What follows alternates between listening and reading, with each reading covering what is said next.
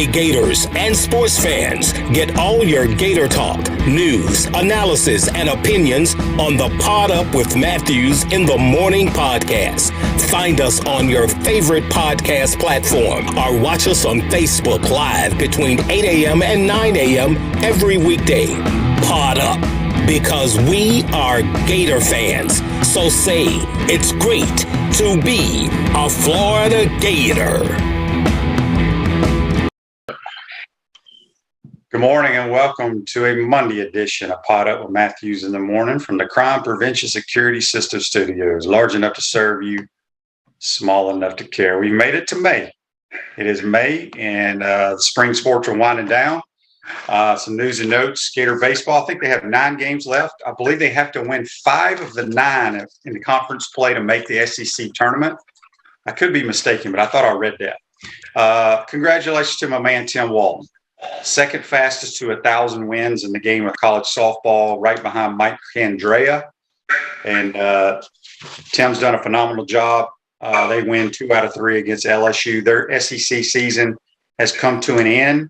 They play Florida State on Wednesday night. I think they have a couple of games over the weekend and then get ready. I think it's May 11th that the SEC tournament starts, cranks up in Gainesville. So congratulations to Tim Walton. Outstanding man, outstanding coach, and haven't had a great season, but they're still like 10th in America. I mean, that's what's crazy. Good morning, JC. You're on the Titan Lamar Hotline. Yeah, that is great. Good morning to everybody. A big weekend. I want to congratulate all of the graduates from the University of Florida who are no longer undergrads now as they move on. Of course, my youngest son being one of those. So that was a big weekend for many kids who were Florida Gator graduates. So I want to congratulate them over the weekend. Big time. Also, we've got you mentioned the softball and Tim, of course, the baseball team getting something like 19 runs in 3 games over the weekend, winning 2 out of 3 from Kentucky. That was nice to see, some offense and maybe a little bit better pitching. So, it was all positive for the University of Florida over the weekend. If you ask me, you had 3 Gators get drafted, QB. I love seeing Dameon Pierce going to Houston. That was the highlight for me. And his quote being that the city of Houston, the area, has pretty houses and pretty girls, and that works out just great for him. So, and it's warm. So I think the Texan family will be very happy with Dameon Pierce. Of course, Elam going to Buffalo. And then there was one more that got drafted, and a bunch of undrafted free agents signed up. So a big weekend for many. And I was in Tallahassee. My partner and I played in a member guest at a place called Golden Eagle, and we came in second place, losing by 1 stroke in the 2-hole aggregate playoff after the flight playoff. We won our flight, 36 teams. So congratulations to my friend Buckeye and I. But we couldn't win it. We lost by 1. The guy made about a 30-foot putt to win it for the other team. What flight were you in, JC? I was in the 3rd flight. There were 6, and we had playoff 1 flight, 2 flight, 3 flight, 1 through 3 played off, and then 4, 5, and 6 played off. We won the 1 through 3 flight playoff, and then we double bogeyed. Each of us double bogeyed the first hole of 2 aggregate holes. We then came back and parred the second, which was the 18th hole around the lake, a 536-yard par 5.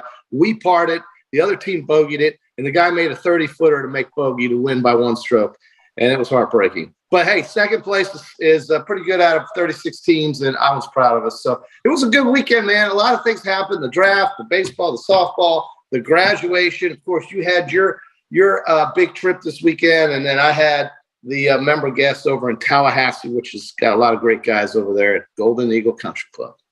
Yep. I got a bunch of Facebook Lives here. Where to start? I'm going to start with this one. And I'll be honest with you, I have not followed it closely. JC, you may have some comments on it. Joseph says on Facebook Live, brought to you by Meldon Law, the only official law firm part of the Florida Gators.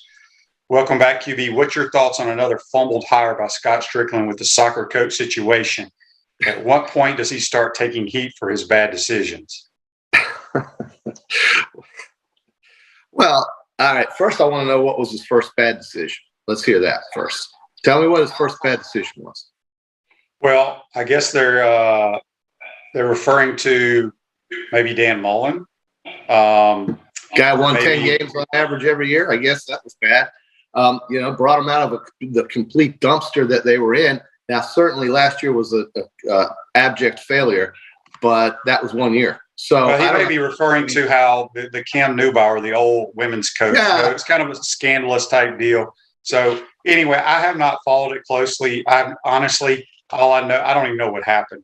I can't answer the thing about the soccer. I mean, I'm just going to be honest. So many other things happening in soccer is probably the last thing I'm thinking about, and that's the truth. But I don't think the University of Florida is not. I don't think they're unhappy with Scott Strickland. I mean, the guy was put in place, in my mind, to get the football program back on its feet and to get the facilities first and foremost up and going. Because without it, you won't have a football program that's up on its feet. It will fall by the wayside. So that was, why I think he came. That was one of the first reasons I think the university brought him in. That's really what it was. And to what I've heard and from what you've said, there's nothing wrong with what's going on off the field with the facilities. So that's a huge plus. Huge plus. So anyway, we'll get into more of that as let me get more information on it and I'll give you my thoughts. I want to get to the draft though. I got a lot of screenshots I took off of Twitter this weekend. I watched not 1 minute of the NFL draft. I was busy. But what's amazing to me is, and you're aware of this, JC, and I know our listeners are, but I'm going to read this anyway. The breakdown of the drafted players from the colleges in the state of Florida. I mean, this is truly amazing to me. Okay. The Gators had 3 players drafted. Yep. The Semis had 1. The Canes had 1. Yeah. UCF had 1. USF had 0. FAU had 0. And FIU had none. Isn't that amazing? That 6 players from the state schools drafted. And to go even farther than that, the Dakota's big 3 schools. They're big out there now. North Dakota State, South Dakota State, and North Dakota. That's big time football, right? Sure. They had the same amount of draft picks as all of Florida State, and Miami. Same amount. Okay. I mean, what does that tell you, QB? It tells you that all 3 schools, and like I said, having been at the games, calling the games, and I was talking to a couple of friends of mine that were Seminoles this weekend, and I was telling them. Me too. I was telling them. When you used to, when they go back and they do those old games, I don't think they do it anymore. They used to go on, Sunshine Network or whatever during the summertime or downtime, and you'd see a Florida State game in the 90s. Yeah. All 22 dudes on the field at one time pretty much had a chance to play in the National Football League. Okay. You watch a Florida State game the last 6, 7, 8 years, maybe a handful of guys. Well, I have a theory, QB, and I think you will agree. The theory is simply underinvestment in football. Florida State and Miami specifically, and of course Florida now, fell behind dreadfully in the evolution and development of facilities. And recruiting suffered because of it. When Florida State's program hit the skids after a 24-7 loss to Alabama, Jimbo Fisher started having problems getting players to buy in. I didn't see anything different at Florida State University. The stadium is small, relatively speaking. It's not great. It's okay, I guess. The University of Miami doesn't even have an on-campus facility. And then, of course, we know the problems here. To me, they're losing or have lost in the last 10 years the arms race of selling the program. And selling the program comes with things to show kids. And kids they could not care less what Shane Matthews and Steve Spurrier did in the 90s. They just don't care. You know why? Because they weren't alive. And what they care about is what they're seeing with their eyes and what their parents are hearing from the coaches. And I just think those 3 schools got lazy in the last 20 years. For Miami not to have some sort of facility on campus or close to it and have to send its student body 45 miles to go watch a home game in the year 2022 is all you need to say. They have not invested in their football programs the way that places like Texas A&M, Alabama, Tennessee, Georgia, Ohio State, Clemson, and so forth have. And that's your answer. That's it. Yeah. You're not getting the players, QB. You're not getting the players. It's No, that's it. you don't have to tell me. I've seen it on the field. Another thing that was interesting, there's only 2 schools that had more draft picks than Cincinnati had. Wow. The Georgia Bulldogs and LSU. Yeah. Well, That's crazy. yeah. I mean, kids. Yeah. Right. There's another tweet that I screenshot because I thought it was great. Schools with players picked in the 2022 draft, JC. Listen to these guys. Yeah. UConn, Fordham, Fayetteville State, South Carolina State, Missouri State, Southern Utah, Northwest Missouri State, Lenora Rhine, and however you pronounce Ouchita Baptist. Wichita. Wichita Baptist. They all had players drafted. You know who did not? Your Texas Longhorns. My Texas Longhorn. Well, yeah, and that to me stuns me. But again, Texas, believe it or not, folks, I mean they're doing a lot of rebuilding over there too, and have underinvested in my mind. So that's it to me. It's a sales job, QB. And you got to sell it to these kids. Yep. Another jab at the Longhorns here. This tweet said Mac Brown's final year featured 0 NFL draft picks. Charlie Strong's last year featured a loss to Kansas. Yeah. Tom Herman's last year featured a defense that gave up 30 points to Oklahoma after halftime. Yeah. Steve Sarkisian managed to get all 3 feats done in just 1 year. Well, I mean, I think QB, when it shows like a non-ending turnover, when there's non-ending turnover, when you have these coaches come in for 2 years, 3 years, and then they're gone, it just shows instability. Instability in the programs resonate with the country, and people know it. And you've got to have some sort of stability. And those schools that have been unsuccessful, Texas is clearly one of them, have had just huge turnover in the last 10 to 15 years. Florida's had huge turnover. And, you've got Auburn has had turnover. So I think you got to look at that too. And you got to look at who's running these programs. Is it the boosters? Is it the administration? Is it a combination of both? And it probably is. And those are the people making the decisions. And these decision makers have to do better jobs. Okay. My last Twitter tweet, I just mentioned that the state of Florida schools had 5 players drafted. Yeah. Georgia, not the state of Georgia. I know. Just the school Georgia had 15. Yeah. I know. I know. Look, but how about people say what they want to say about Kirby, man. He does it right, though. He knows what he's doing. Yeah. And they ain't going anywhere. So no, they're not. Okay. I was surprised though to see the linebacker, Nakobe Dean. Yeah, he didn't. He didn't go as high. Well, supposedly he's got a shoulder injury, and those guys, they worry about those damn injuries like you wouldn't believe. Yeah, they do. Yeah. So here's where I wanted to get to today. And real quick, Ruse Ogre State Farm Office is a team of dedicated insurance professionals ready to help life go right with the right insurance options for you and your family.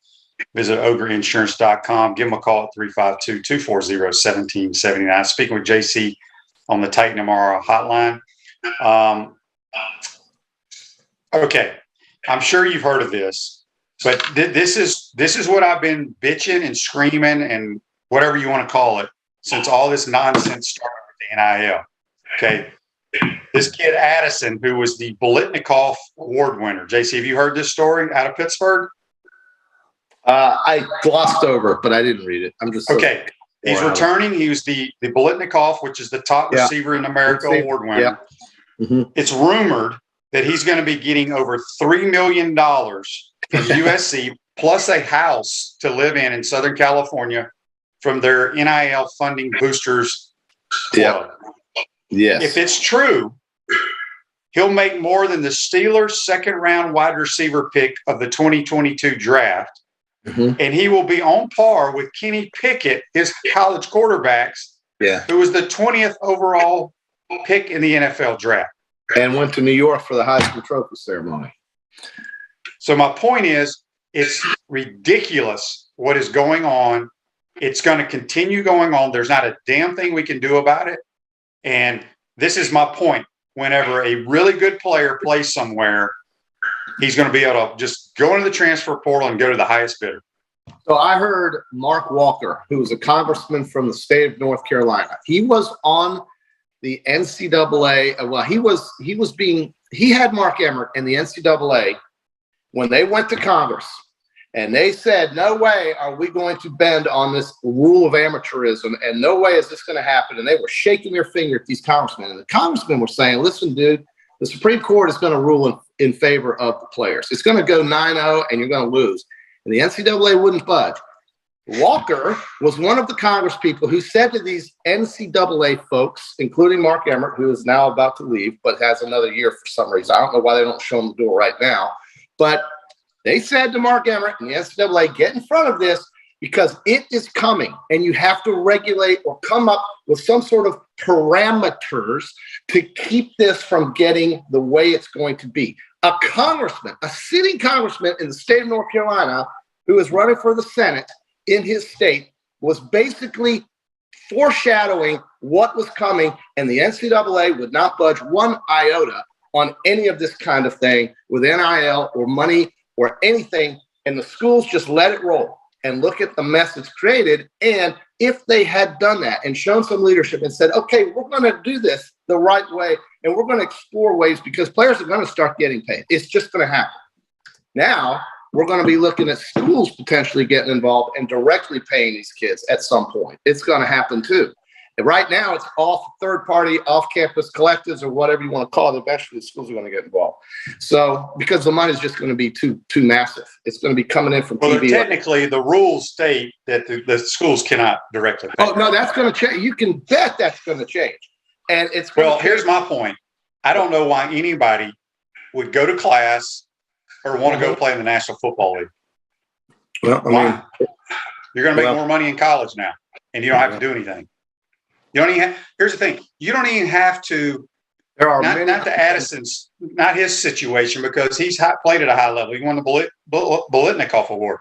But these kids coming out of high school, they may never participate on the field. That's what I absolutely hate it. I've hated it from day one. Obviously, if you watch my show on a daily basis, you know I've hated it.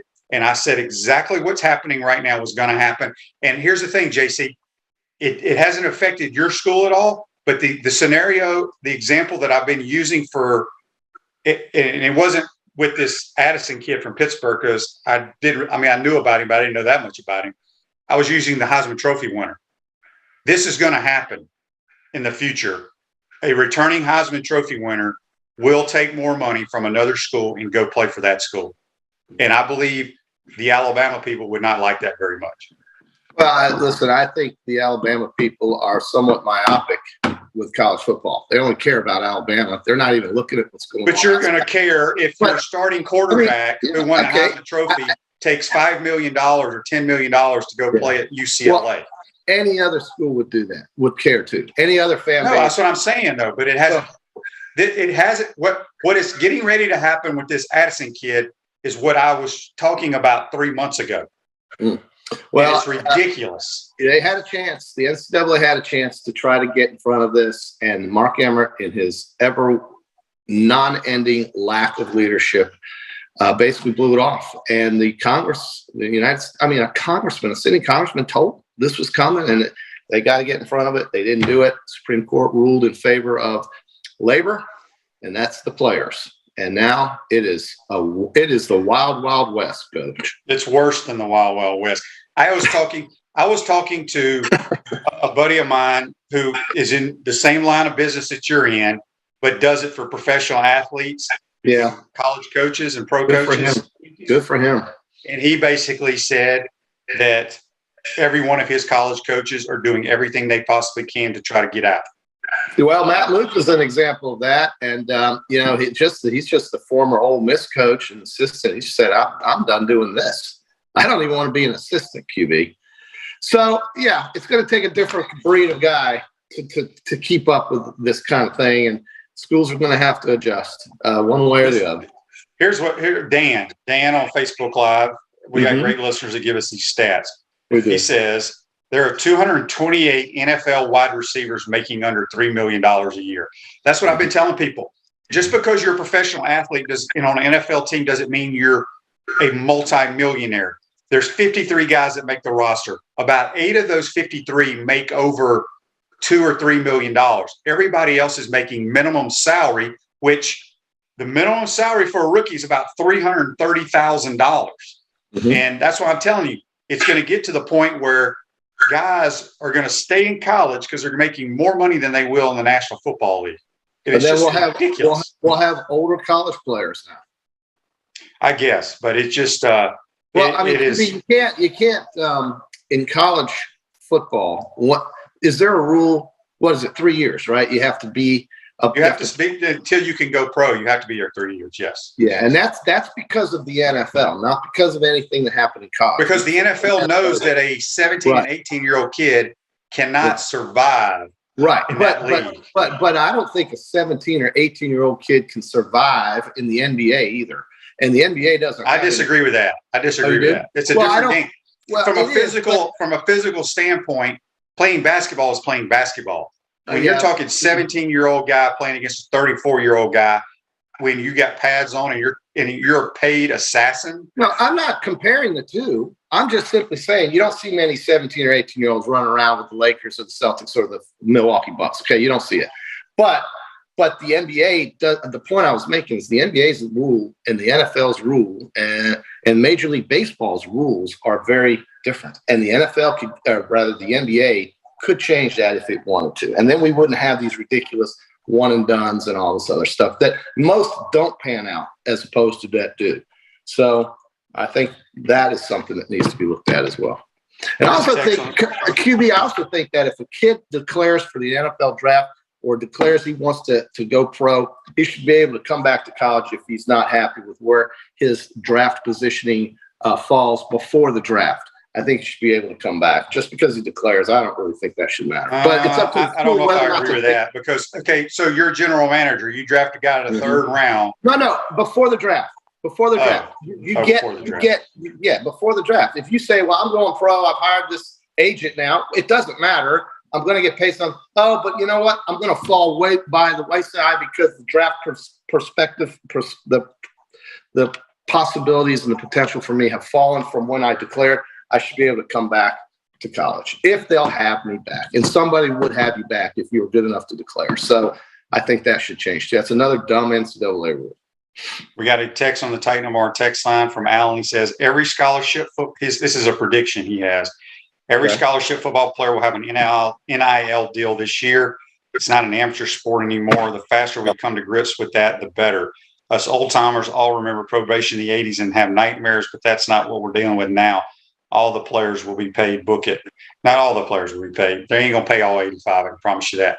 I wanted to get to this Facebook Live because I got a comment on this one. Kemp says there will be no kids leaving early to go to the NFL. Instead, they are going to find a college program to play for big dollars and have no expenses. Hell, I wouldn't go to the NFL either.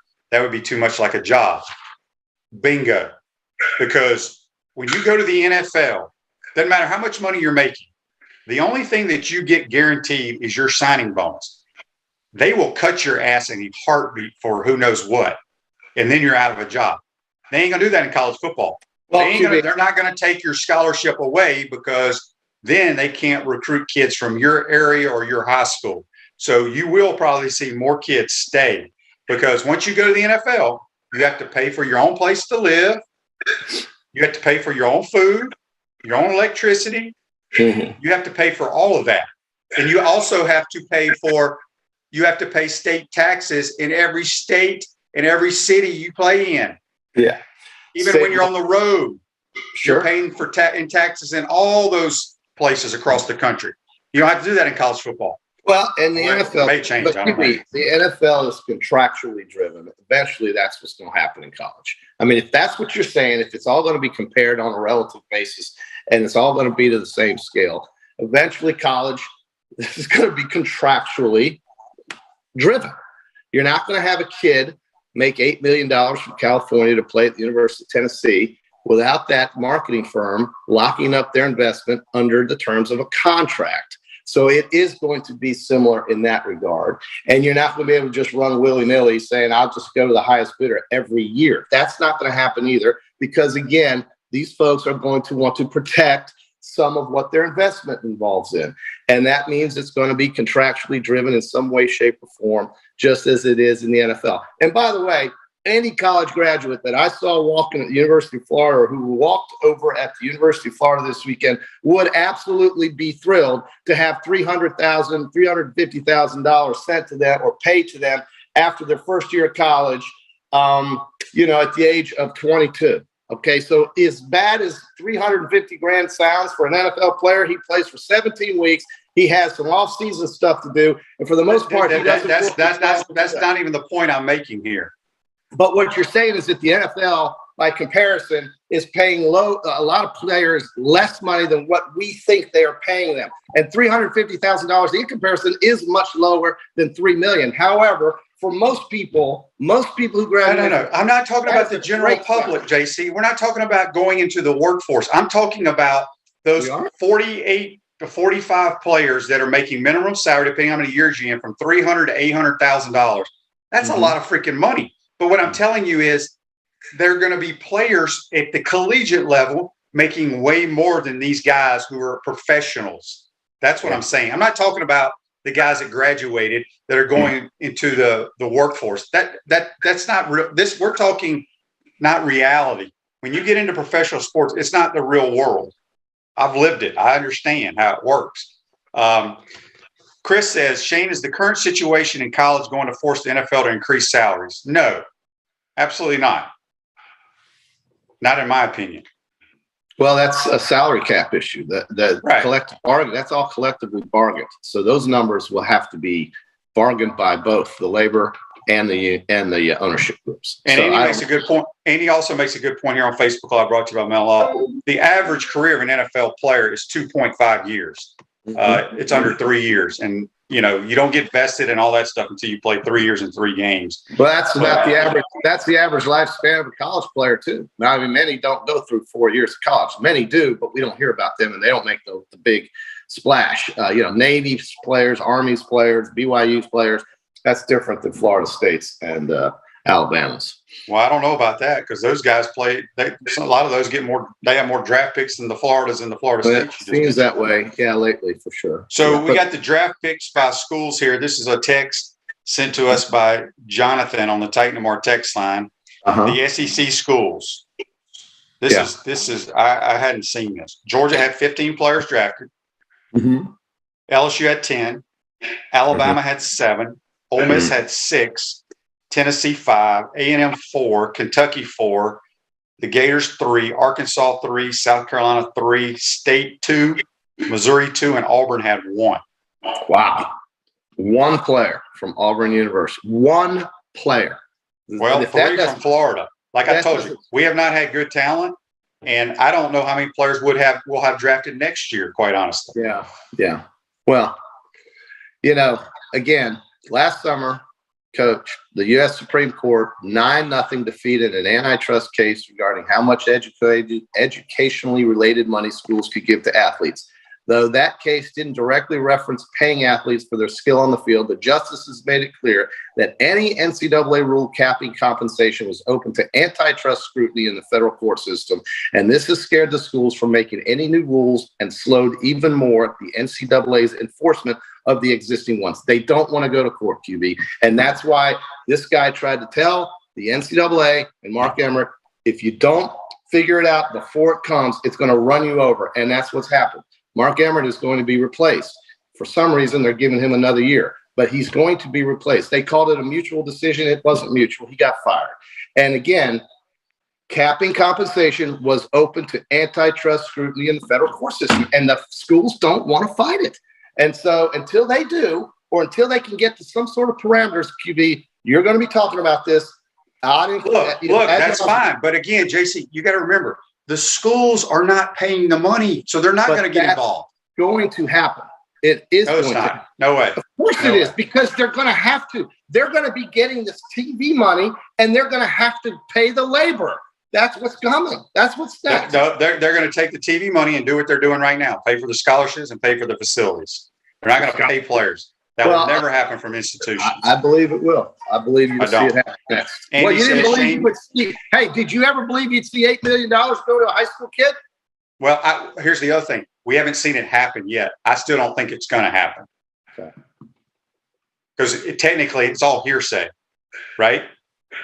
No, I don't know if it's hearsay. You signed a contract with a sports marketing firm. Okay, but I don't think it's in binding because I mean, You we mean still it's a don't know if he's going to contract? end up. We still don't know if he's going to end up there. Well, again, it's the terms of a contract. That's the point. He signed a contract for it. And that has nothing to do with his name or image or likeness. It's pay for play. And that's exactly what's coming, is that the school's going to start paying to play these guys. Right. That's but you've gone back and forth. We had a comment here. I forgot. I just saw it. You've jumped. So you love the thing, JC, is what you're saying. I didn't say I love it. I just said that's reality, Coach. And you got to get with the reality of You don't have to get with reality. It's about your opinion and your thought process. Same thing when it comes to politics. You have your beliefs. I have my beliefs. My beliefs are this is the most ridiculous thing that ever happened to sports. I don't have an opinion on whether some kid can get paid $8 million. It is what happened. It is not going to change whether I think it's right or wrong. And I have nothing to do with either of those two parties. It is called business. So, but JC, again, I'm relating it to politics. You have your beliefs. This person has their beliefs. You're going to believe what you think about the NIL. I'm going to believe what I think about the NIL. There's nothing neither one of us can do about politics and decisions made in our country. And there's nothing you and I can do about NIL decisions. That's not nothing. True. You can vote. You have voted. Okay. And what did that do? Nothing. Well, QB. Listen, the point is. I'm just saying. You can base what you think off of reality, or you can worry about what you think is going to happen next. And you don't know that. You thought Texas and Oklahoma would be on a schedule this year. They're not. That was my prediction. There's no difference in me and you predicting games. You basically sat on this show and guaranteed it. The point is that you have to wait until things become reality before you can base some sort of informed opinion. Or you no. When I have college football coaches that do this for a living, that absolutely publicly they have to say what they have to say, but they are trying to get out of the business because it is not reasonable what's going on. Well, if they don't coach, and these are people that are all in the Southeastern Conference. Okay. So I'm telling you, it is a disaster on the horizon. Not that it is already a disaster. Okay. Well, I don't know. Evan, I don't know what you're doing to my computer, but I can't see anything. I can't even read. Just leave it there. There we go. Keep it back where I know where it is. Hey, by the way, on a much more enjoyable topic, the hockey playoffs start tonight, and Tampa Bay is in action at Toronto. All right. Well, hang on, Evan. I need you to log back in because I can't scroll now. Oh, there it is. Never mind. So John says here on Facebook Live, brought to you by Mellon. So basically, Shane just said that his vote didn't get counted. Yeah, it may not have. Well, yeah. Listen, that's possible. but okay. So real quick, Scott says, how do you both think these NIL organizations are going to evolve? I can't see them not getting into bed with the athletic departments that start wanting a day in the decision-making process. Look, I'm going to tell you how it works. This is how it works. The college coaches let their big money guys that have these different things say, these are the kids that we are interested in. They go out and try to cut deals with those kids. Look, it's a prime example of what happened to the kid that went to Miami, and it was a defensive tackle out of Maryland. Did you hear about that, JC? It was between Florida and Miami. He got offered X amount of dollars. Florida didn't match it. Where did he go? He's a Miami Hurricane. Whether we really wanted him or not, there's different people out there. Well, he's a 3-star, whatever. Look, the bottom line is kids are going to where the most money is, and then they're going to perform, and then they're going to jump right back into the transfer portal the following year to see who can pay them the most money. And I have a problem with that. If anybody doesn't have a problem with that, does not understand athletics, being a part of a team, and being loyal to your university. And I don't want to sit here and have anybody tell me the times have changed. Look, the times have not changed. So JC, you would have been a perfect portal guy because you have like multiple hats. You love all different kinds of teams. So you would have been all in the portal every year. That's right. Portal for me, baby. But I do think there's going to be some sort of contractual obligations that are going to be brought to the forefront here, and that might settle some of this down. It might not. Here's what will definitely settle it down.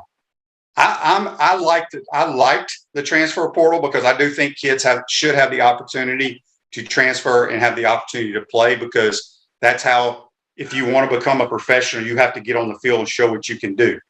However, the transfer portal is not for going in at the highest bidder. So if they'll do it where they change it back where you only get one transfer only, that will slow a lot of this crap down. That sounds like a contractual obligation, QB. No, that's basically what it used to be. You're right. It's based on rules. Okay, it's based on what's written down. And right now, it doesn't seem like many things are. But I do think that's going to change. I also do think schools are going to get involved down the road. I do, and I think that because they're the ones collecting the money. So, real quick before I let you go, Bubba says on Facebook Live, it will be interesting to see if some guys like Matt Luke and others who are frustrated coaching FCS teams, I think you mean FBS teams, where the NIL, et cetera. Oh no, FCS teams where NIL isn't present, or simply get out for the better quality. Look, here's the FCS coaches are furious about this because, especially in basketball, when you have the Bradleys of the world and the Georgia Southerns and these small schools, guy has one great year, goes to the portal, Kentucky or somebody pays him money. It's just, it's a shame. I absolutely hate it. It is what it is. But anyway, all right, JC, we'll let you go. You go study the NIL since you love it.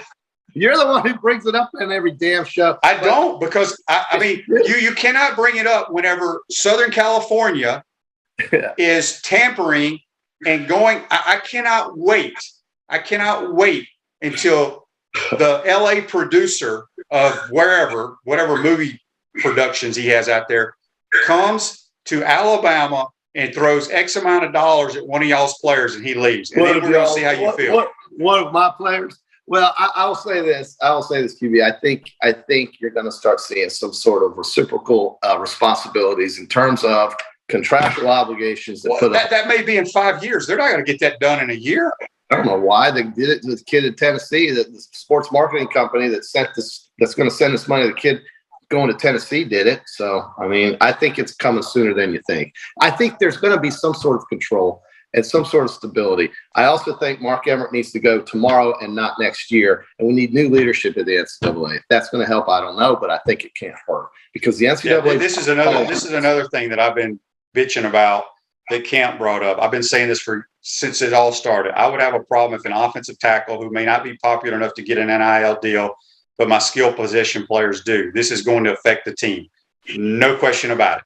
And everybody says, well, the wide receiver, the quarterback, and the running back make more money than your linemen do in the NFL. They do, but they understand that that's how they're slotted. The NFL has slotted scales, pay scales. So you're going to have issues on college football teams the way this stuff is going. Okay. And I've heard about it already in locker rooms. So anyway.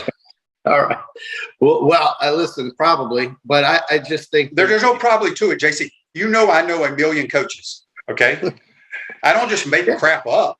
Well, listen, have a coach on here. Here's the other thing that I brought up the other day. I don't know if you were on the show. Not only are coaches upset with this whole NIL thing, so there's so much tampering going on right now. Yeah, I said this. I have buddies that have kids at multiple universities, and actually, one of those universities is a school that you love. They are constantly only not recruiting little brothers, but recruiting the big brothers that are already in college to come to their schools. Well, the kid that's gone to LSU from Ohio State, what was his name? Ewers or whatever. He's in Texas. I'm sorry, Texas. It was overnight, it seemed. I mean, so that there is tampering. I mean, 100%. So you have to figure out, what are we doing here? There's got to be some sort of parameters.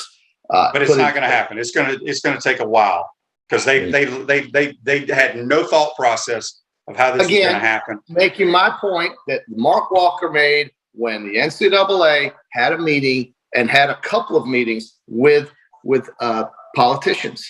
Because QB, remember, the origination of this came from the Supreme Court in an antitrust case. You hear what I'm saying?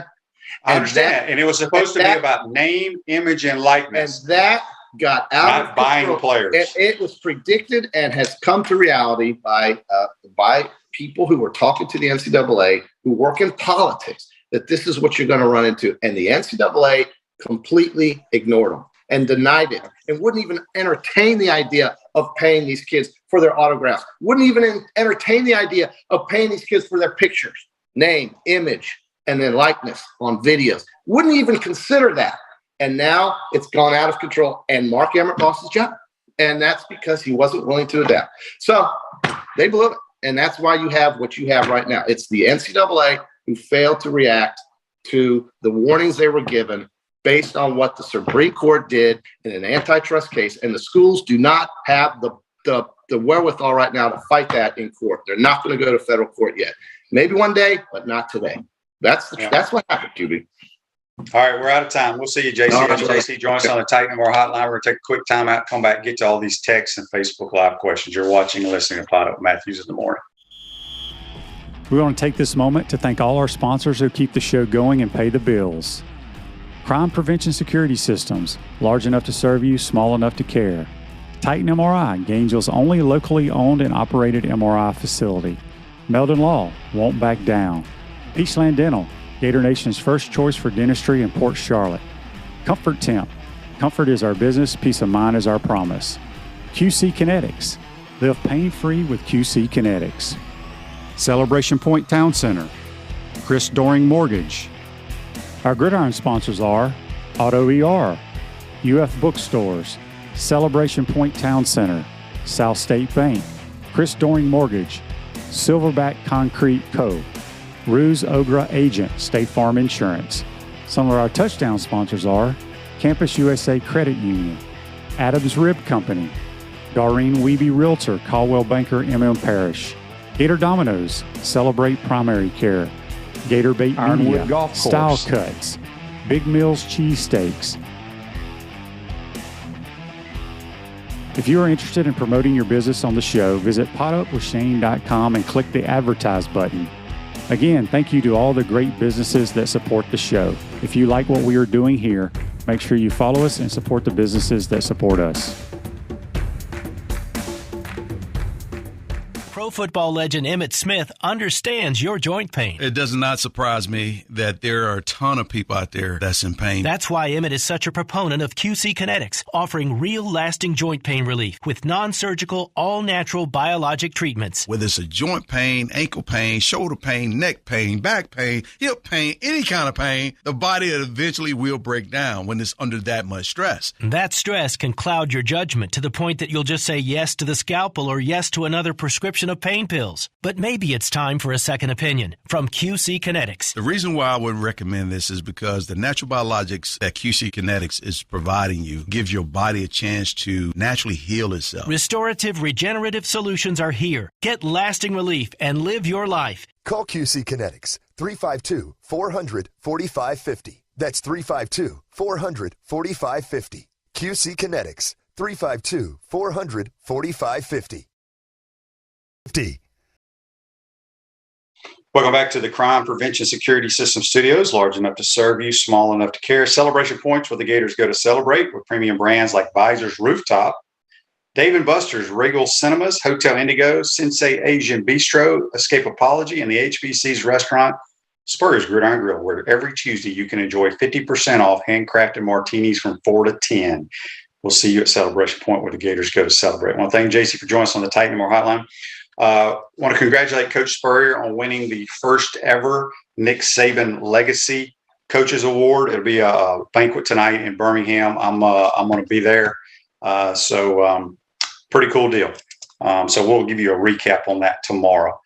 John says on Facebook Live, do you feel like USC will get the rap as the Yankees and the villain of college football? Absolutely, they will. Because it's LA. And obviously all the transfers with the new coach and Lincoln Riley.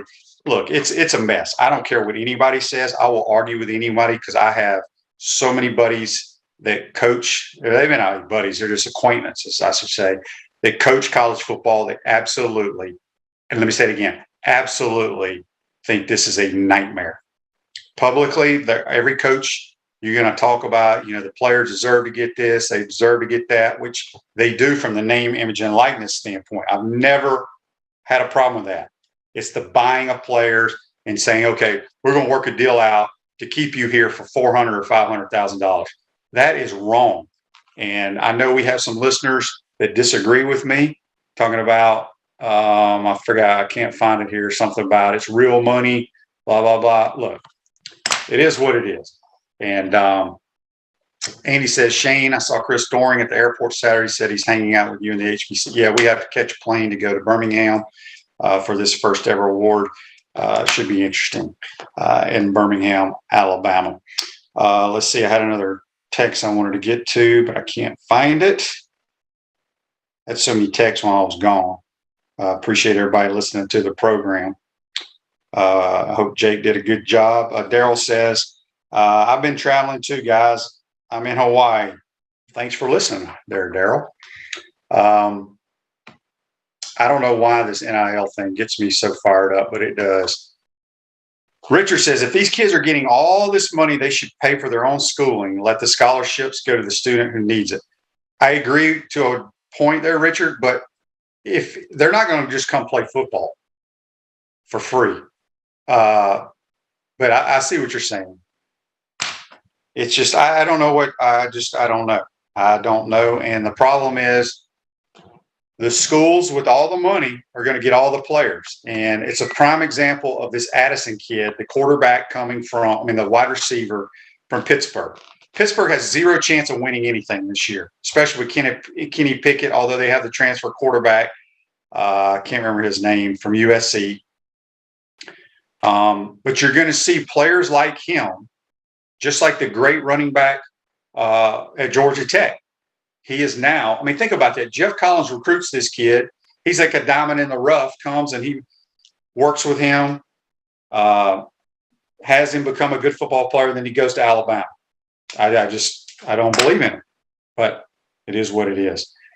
Keaton Slovis, that's his name. Joseph says, QB, who would step in and regulate it somehow? If the NCAA does would Supreme Court overrule them? How exactly? I don't know. I ain't smart enough, Joseph. I'm going to sit here. Look, I have my opinions. Everybody else has their opinions. You don't have to believe what I say. It's just how I feel, and I'm not going to hold back on it. I've always agreed that football student athletes at the collegiate level should make something, because I can't tell you how many times kids, back in those days, we had to put the quarters in down in Yon Hall and wash your clothes. It was about $1.50. We had kids that couldn't afford that. We had kids that couldn't afford to order a pizza.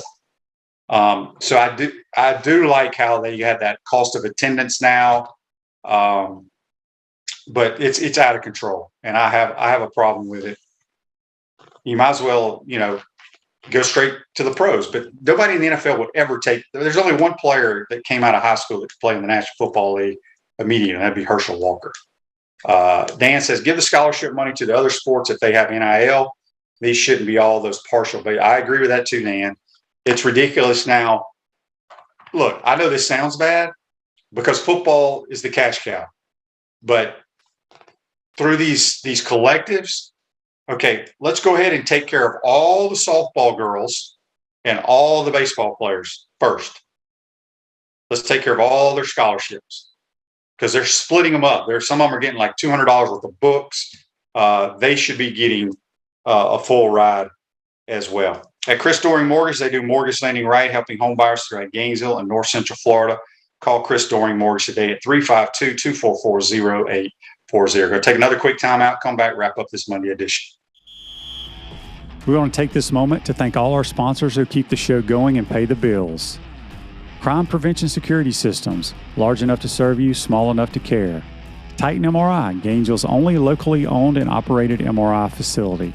Meldon Law, won't back down. Peachland Dental, Gator Nation's first choice for dentistry in Port Charlotte. Comfort Temp, comfort is our business, peace of mind is our promise. QC Kinetics, live pain-free with QC Kinetics. Celebration Point Town Center, Chris Doering Mortgage.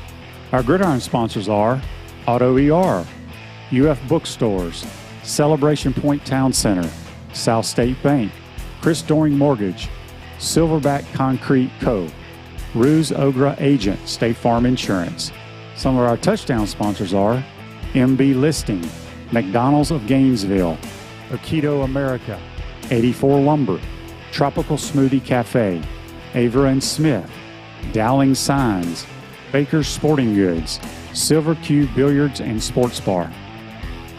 If you are interested in promoting your business on the show, visit potupwithshane.com and click the advertise button. Again, thank you to all the great businesses that support the show. If you like what we are doing here, make sure you follow us and support the businesses that support us.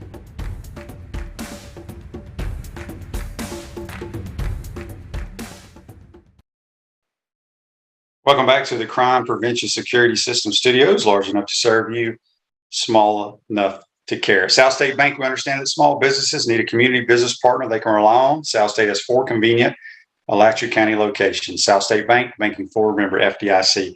This day in sports, which is brought to you by our good friends at Comfort Temp. Comfort is our business. Peace of mind is our promise. Beat the summer heat and schedule your air conditioners tune-up today, keeping you chill and the Florida heat far away. Comfort Temp Heating and Air. Give them a call at 352-376-2366. This day in sports, back in 1978 at the NFL Draft, the Tyler Rose, Earl Campbell from the University of Texas, was the first pick by the Houston Oilers. And that's brought to you by our good friends at Comfort Temp. I want to thank JC again for joining us on the Titan MR hotline. There's another Camp says, why have an educational component at all? Where'd it go? I lost it. Why not make an NCAA 4 years of business league? I don't know. Andy says, Shane, you were right about Malik Willis dropped in the draft, like you said. Look, he may end up being a decent player. I don't see it. I know he's got a big arm. I don't give a damn. How many guys have come into the draft with big arms and last a year? So we'll see. He goes to the Titans. They may try to use him like Steve McNair, although Steve McNair was a really good thrower of the football, but use his running ability. So, yeah, I did not understand Malik Willis, all the love for him at all. Dan says, wonder what Earl Campbell's NIL would have been back then. There's been a lot. Bubba asked, what do I think about Matt Corral? I think he's a guy that can be in the league for a while. He's a competitor, man. Some guys like to compete. That's one thing he will do. We'll see what happens with him at the Panthers. I guess Sam Darnold's still penciled in as their starter. I don't know if he'll start. I think he's going to have to learn to play from under center a little bit. But he's a talented kid. Ain't real big. He's probably about my size. Maybe he's probably a little bit bigger than I was. That may have hurt him in the draft as well. But he's a guy that could last a while. Bubba says, just curious because I like the Panthers picking him. Yeah. So Kenny Pickett, only quarterback to go in the first round to the Steelers. I don't even know who else is on their roster. I would assume they'll probably throw him in there right away as the number one guy. Dan says, what about Walker at 1 with the Jags? I know a lot of people say that was a reach, and maybe it is. I don't know. Like I said, Dan, I didn't follow the draft at all. Most people thought, I guess, it's Evan Neal, the offensive tackle from Alabama, was a can't miss guy. Probably should have taken him. So we'll see. You never know with the draft. But supposedly, like the Jets, some of those teams did extremely well in the draft this year. So time will tell. But it's over with and done. And again, we went a little bit longer on NIL today than I anticipated. But that new deal with the Addison wide receiver is it's mind-blowing. But it's going to happen. It's going to continue to happen. But today is the last day to get into the portal, by the way, to be eligible to play in the fall. Hope you enjoyed today's program.